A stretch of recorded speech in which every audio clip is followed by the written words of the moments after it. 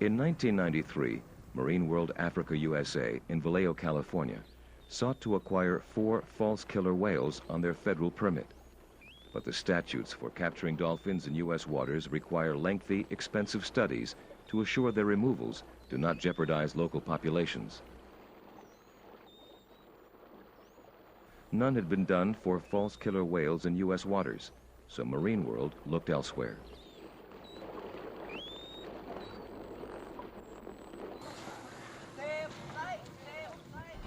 Iki Island, Japan. During the 1970s, Japanese fishermen here and in nearby Taiji drove to shore and butchered herds of dolphins and false killer whales that migrated past their shores, claiming they competed with them for fish. News of these drive fisheries reached the U.S. in the late 70s, and film footage shot in 1980 by cameramen Hardy Jones and Howard Hall was broadcast all over the world. The international outrage put an end to these dolphin drives, at least for the time being. Dr. John Hall.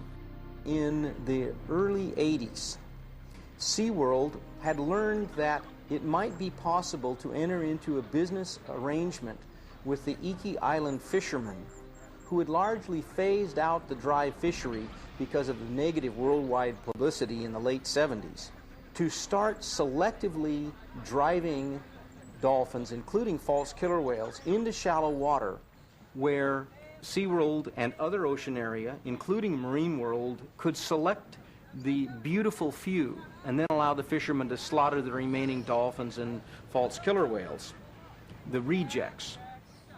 In defending its import application, Marine World insisted that by taking false killer whales from Iki Island, they were in fact saving the lives of animals that otherwise would surely have been killed.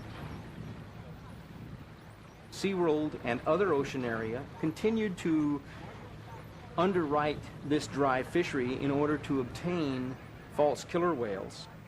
And it was only when Marine World apparently got some wires crossed in terms of information leakage that the whole thing became quite well known to the public.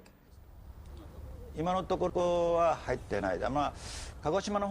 we drive dolphins in, we sell them to aquariums. The price is 300,000 yen for bottlenose dolphins and 450,000 for false killer whales.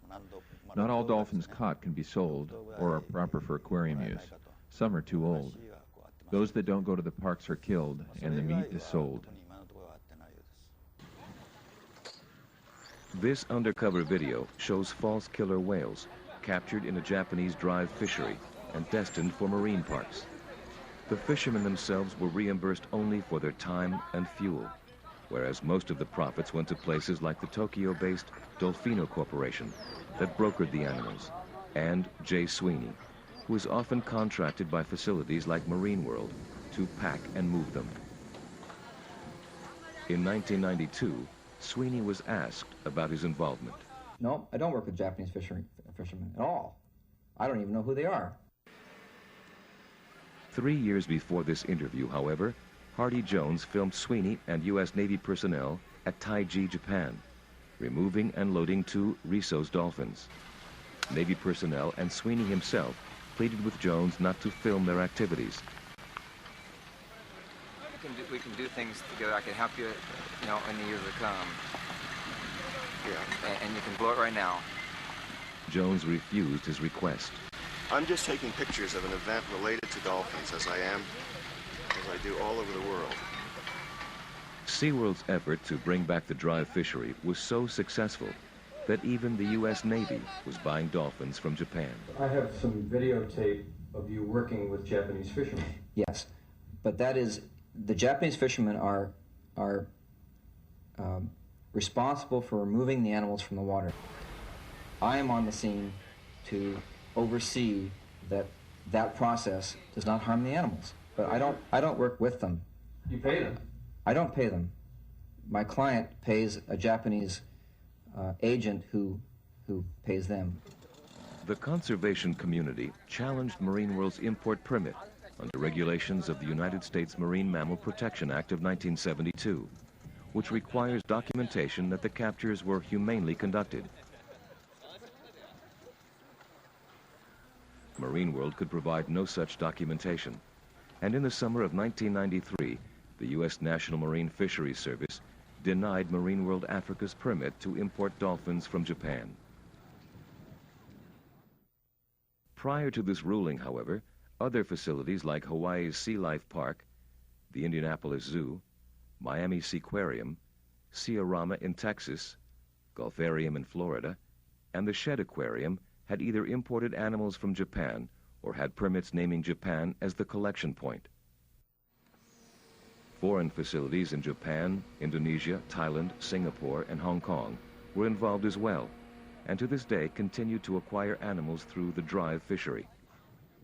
Securing dolphins and false killer whales from Japan's drive fisheries was only one of the methods originated by Seaworld to assure not only a steady supply of these smaller animals, but the larger killer whales as well. Dr. John Hall. Seaworld obtained permits from the Fishery Service to import 6 false killer whales in the late 1980s. They sent a capture team to Iki Island, and they caught 12 false killer whales. Numbers 7 through 12 were trucked on a flatbed truck over rough roads from Iki Island all the way to Kamigawa Seaworld on the east coast of Japan, north of Tokyo. Seaworld employees then were involved directly in the transport of those 6 false killer whales. They trucked them to Tokyo, put them on a jet freighter, and flew them from Tokyo to Hong Kong, to Singapore, to Dubai in the Arab Emirates, and then from the Arab Emirates to Amsterdam. They were then trucked to the Dolphinarium in Holland at Harderwijk, and they were used as trading material. They put those animals through immense stress in order to avoid Canadian airspace and possible inspection, knowing that they didn't have permits for them. They traded those 6 false killer whales that they collected in Japan for the killer whale named Gudrun. Gudrun was officially listed on the U.S. federal importation permit as a breeding loaner to Seaworld. Historically, U.S. capture permits for dolphins or killer whales required government scrutiny and public input. For Seaworld, this meant high visibility and controversy.